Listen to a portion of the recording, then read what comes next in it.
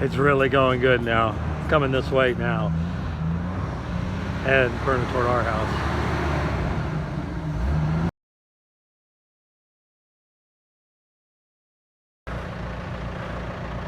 This is what fire looks like. This fire is only a couple miles away. Not really burning our direction, but kind of is. They've called for evacuation. I'm the only one here. They've turned off the power. We're on our generator. And Jeff, my neighbor's here. He's setting up his fire stuff. I'm going to set up my fire stuff. We're not leaving right now, but they've evacuated. But this one's bad.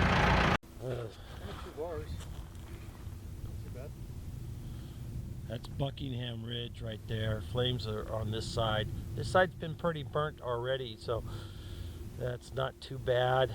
If they can stop it there, we're in pretty good shape. It's like 2 miles away, but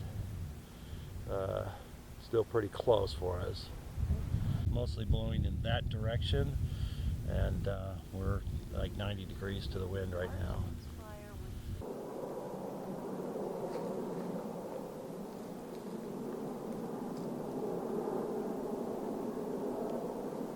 Come down, get lower.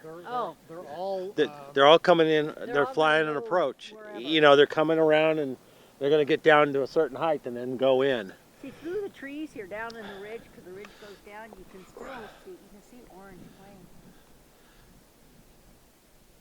This is the area we're mostly concerned about right there. But it's burning toward our son's house, and he's been evacuated down that way. That's what they're doing. I don't know if we'll see the drop.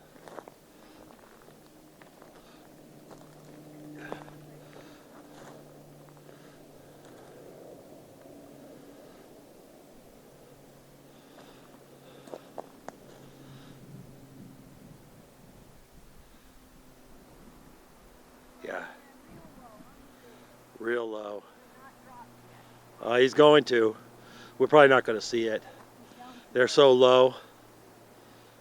Yeah. We haven't been pinged in a while. Oh, see, he came out, so he must have done something. Oh, no, he went down and did his drop, and then they're going to get these other guys to probably to do something similar. Those are big flames. Are those VLATs? Yeah, those are VLATs.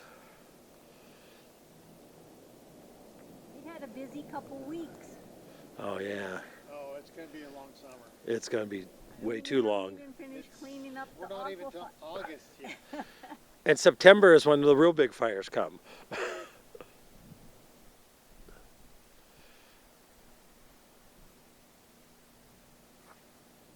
This will be their last drops. They don't have time. There, he just came out.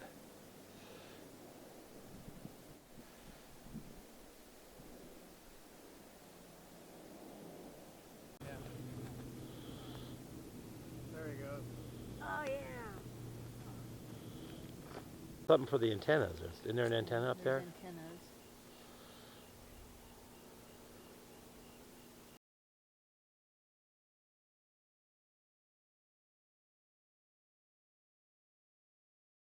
This is the view from town. They're very concerned. They're evacuating the people on the top of this hill road, on top of this ridge. It's coming this way toward town. We have evacuated. We left the house here this morning. The wind changed. We were looking really good, and the wind changed, and the fire's only about a mile and a half away. So it's blowing right at us, so we decided to go. Did what we could, and we'll see how it all goes. How you doing, everybody? Randy Richard, back in the shop. Well, this video is going to cover what I know about the oak fire, the wildfire that burned around us, and why we were evacuated, and all of that. Today is August 9th. And the fire started on July 22nd at around 2:30 p.m. The cause of the fire has been finally determined as arson. Let's see here. Some more interesting facts I know. The fire's name is called the Oak Fire. there is a pretty good app out there for your phone called Watch Duty, and you can zoom in and select the fires you want to get information on. People post pictures and all that. I didn't post any pictures, and I do have some really good pictures of when the fire first started. When the fire first started, there's a huge smoke plume above our house, and my neighbor and I jumped in his Jeep, and we went to a location that was, near the fire, but high and safe. We were upwind from the fire and things like that. But we had a very good view of it, and it just started. So it had only maybe been burning for 30 or 40 minutes at the very most when we got to the high point where we were going to look at the fire. And the fire was only a few miles away, approximately as a crow flies, 3 miles at the very most, as a crow flies. Over the terrain, it was probably more like 6 miles. So anyway, the evacuation order came within less than an hour and a half or so after the fire for our area. They wanted us to evacuate. We did not leave. We decided to stay. My neighbor and I and Julie, my wife, we all decided to stay. The wind was not blowing toward us, and it was blowing it was blowing to the east, so it was a westerly, southwesterly wind. And it was 90 degrees literally blowing away from us. So we decided to stay. So we spent the night here, and the fire did advance in our direction a little bit. So by morning, though, the wind direction changed. The wind was blowing right at us. The fire had come up over a ridge, and so now we're down to about 2 miles away. And it was just blowing right, the wind was moving right toward us, and switching to the south and stuff. So we decided to evacuate. We have my neighbor and I we both have fire trailers. Mine is 550 gallons, his is about 300 gallons. We have fire pumps, we have hoses, nozzles. We got all that stuff out and set up at our homes. We went around our homes, made sure that we all raked, make sure it's real clean against the buildings, and everything is moved away from the buildings. And the roofs were clean, gutters were clean. We did all that in the morning of Saturday morning, and we did the best we could do. Now, my neighbor, is a retired firefighter, and he has some good suggestions, and we did all of that stuff, and we did what we could do. You run around, you take a lot of movies of all your possessions, and you leave. You pack up a vehicle and leave. We had already evacuated the horse the evening before, so we didn't have any animals. Roscoe was already out of here, and so we didn't have any animals to worry about. So, like I said, so we evacuated Saturday morning about 10:30, and it was a good thing. The problem, one other reason why we decided to evacuate, is that we only have one paved road coming in here. There's some dirt roads out to the west. The problem is that's where the fire started. So pretty much the roads to the west were blocked by the fire already, and the fire was moving in the direction of the paved road. And they were saying that it was going to be almost 100% that the paved road was going to get blocked. So they brought a huge amount of fire equipment up here before the road got blocked, and we left in time before the road got blocked. Within a few hours, 3 or 4 hours after we left, the road was blocked with fire. So there was no more access. My phone is terrible. I should turn it off. And anyway, so the road did get blocked, but we were all out of here. We did take our small travel trailer with us, and we got our 2 cars out. So we had an invite from my brother-in-law, my wife's brother, and his wife, and so we went to their place. They live up north of us, about 2.5 hours. They live about an hour south of Tom Lipton. So we went up there, and we spent the next 11 days helping my brother-in-law do some projects around the house, and just trying to stay busy so he didn't have to think about this too much.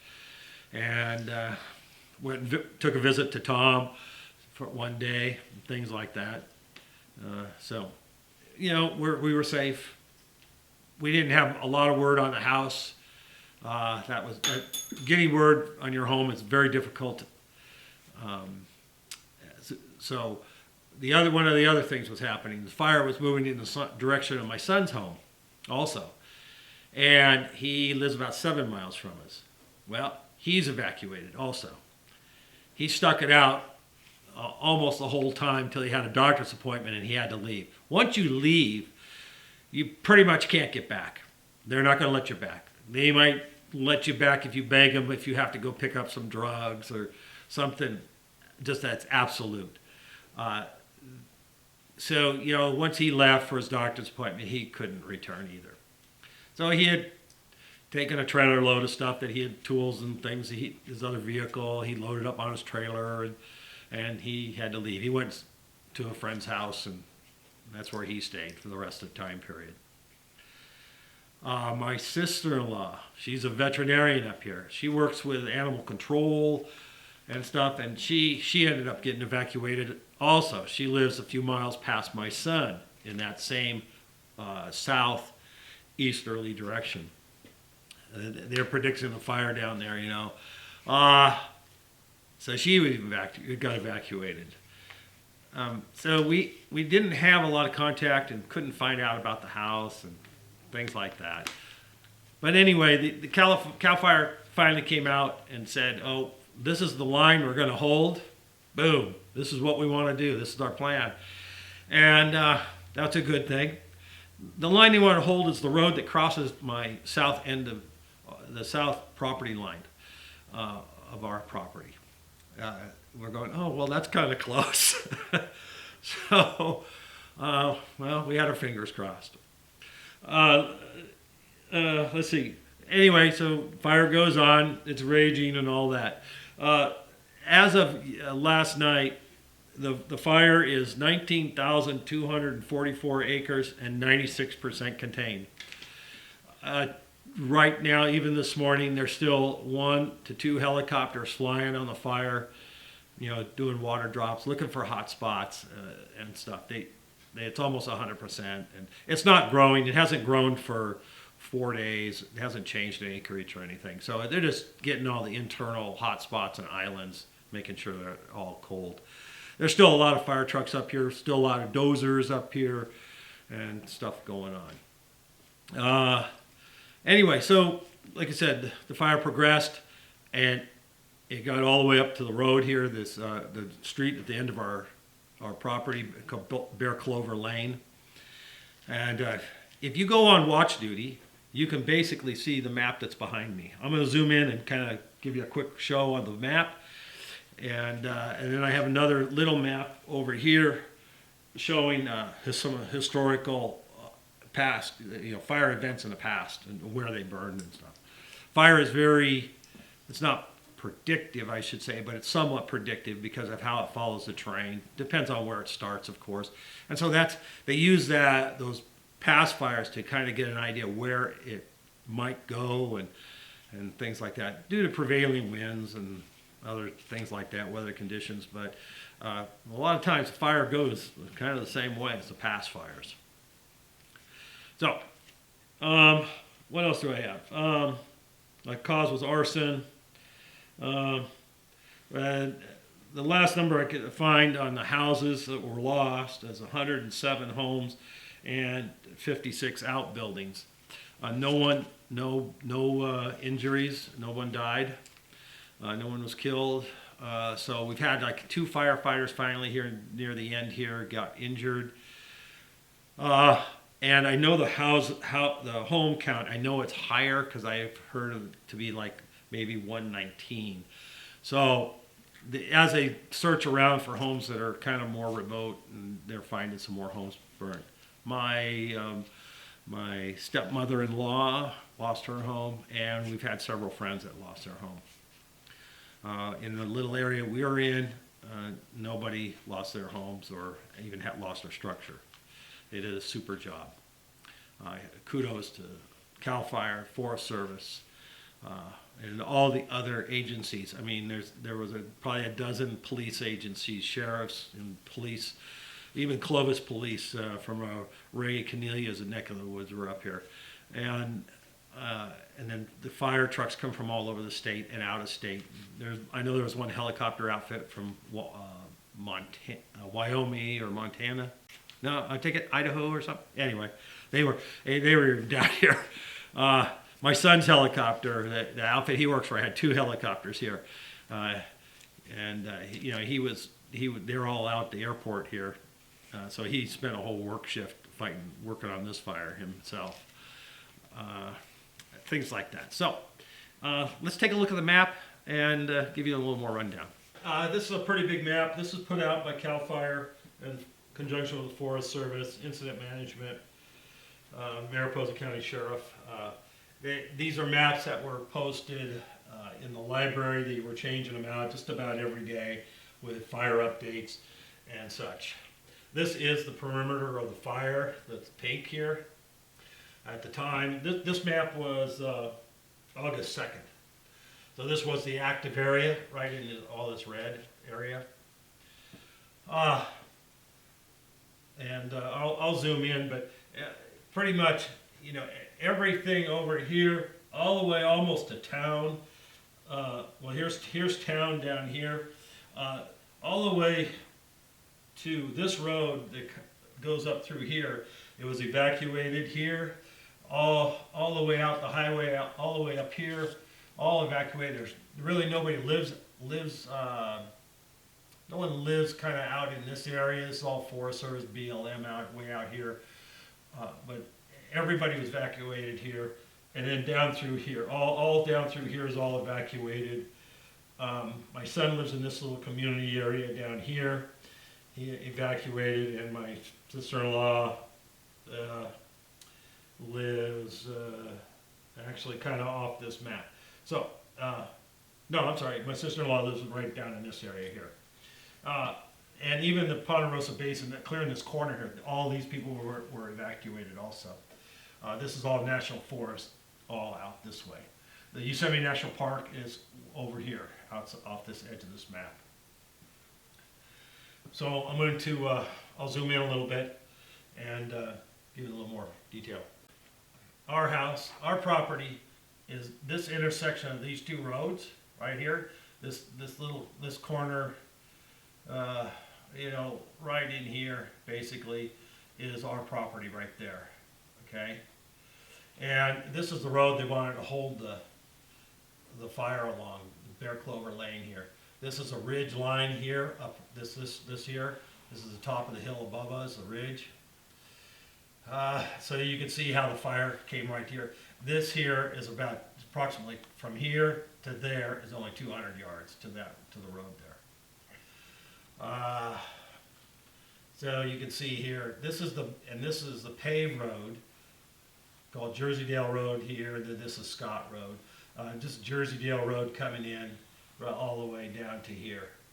So you can see how the fire just blew right out through across the road, right down to the road here. It didn't cross the road here, but it was down to the road pretty close on each side.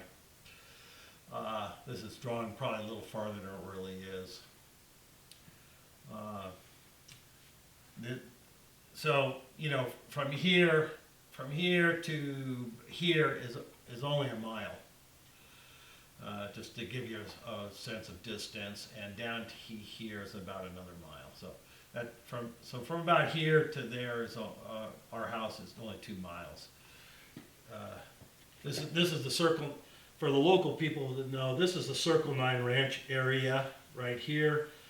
And friend Nick, who lives there, got on the dozer and immediately started cutting fire line through the meadow here and all of that, all the way around everything here. And then more dozers helped him a little bit, and but he was able to cut, and he stayed through the fire and was able to save that. This wouldn't have been saved if it wasn't for his efforts. This is the Circle 9 Pond area, but it's all kind of burnt. This is a family spot here for the road Scott Road's named after, and Mark, he got on the dozer as soon as the fire started and started cutting fire line around his area here, and he was able to save his area also. It's amazing what you can do if you really try, right? Did a fantastic job cutting line there, and so did Nick. Kudos to both of them. This here is out in what's called Clark's Valley. So there's a guy that owns a large piece of property out here, and I am assuming they were able to save his house and get fire line around his. This is a meadowy area, so this is where his house is. So I'm assuming, hopefully his place got saved. Another reference, all of this area like this, along this ridge line, and all down here, all back here, all up here, all of this, a large portion of all burned last time, 3 years ago. And some more over and on this side, all this side here. All this out here burned 3 years ago, but it's still burnt again. This map is a historical fire map. This is the Oak Fire in the gray. And the 3 years ago, the fire we had was the Ferguson fire, and that's this green.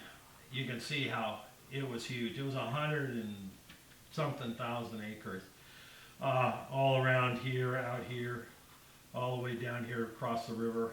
So this fire was huge, and it burned all, like I said, all the way down and through here, right up and around us here. It came a little farther down the hill here, but we were still okay, you know. So that was a good thing. And yeah. And then we had a few back in 2013. We had the Karstens fire, which burned in this spot here where this guy kind of is. That one came within a mile of us. That was pretty close. It wasn't a real big fire. They got a handle on it pretty quick, but it still got within about a mile. We're right here, and so it was pretty close. But now, as you can see here for us, fire has burned 360 around where we are. And now it looks burnt out there. You know, 3 years it'll be green again. The reason this burned, it was all green again in just 3 years. But there's all these other fires here. The Telegraph fire was another big one in '08. This red fire, that was a big fire. So, you know, there's some littler fires here. This is the Oliver fire in '08. That's kind of a ways away from us. And common wind direction, or prevailing wind, is pretty much this way. Okay, so fires down in this area would have a hard time getting to where we are. We were worried more about fires anywhere here, anywhere up here. Fires that are over here usually don't come this way. They all go that way, pretty much. Anyway, this is just an idea of the area. This is Highway 140 right here for people who want to know, and Highway 49 into town. This is town. Highway 49 south, right there. Highway 140 going to Merced down into the valley. So you guys, that's about the information I know. We are very fortunate to not have lost our house or anything. If you came to our house right today, driving in, it looks really bad. Anyway, thank you guys. Thanks for watching. That's what I've been doing the last couple weeks. It's taken us a week to get our place cleaned up. Lots of burnt leaves around, and had to re-clean all the gutters with full of ash and burnt leaves. Get all that roofs cleaned off, get all the leaves all the gutters cleaned again, and cleaned up around the buildings again, things like that. But you know, our generator ran. I have a Generac 11 kilowatt generator. It ran the entire time, so we didn't lose any food. Lots of people don't have that, and they lose their food. It's a balance. You either lose your food, you take your food with you, or you spend the money for the propane. For us, it was cheaper to spend the propane than we don't have enough ice chest and all that to get the food out. So we let our generator run, and it ran the whole time flawlessly. And kudos to Generac. They make a great unit, and it worked great. Had enough propane to last, and I mean, it was pretty low when we got here, but we had enough propane to get by until power was restored. Now, we came back on a Sunday, and power was restored on Wednesday. So we still had a few days there while we were here with basically no power, no utility power. We had the generator, so. Anyway, thank you guys. Thanks for watching. And have a bunch of projects to do still, and just trying to get things going again. And now the light's blinking here in the shop. You probably see that. So we'll be catching up with you and getting some content going. Thank you guys. Thanks for watching, and we'll catch you in the next one.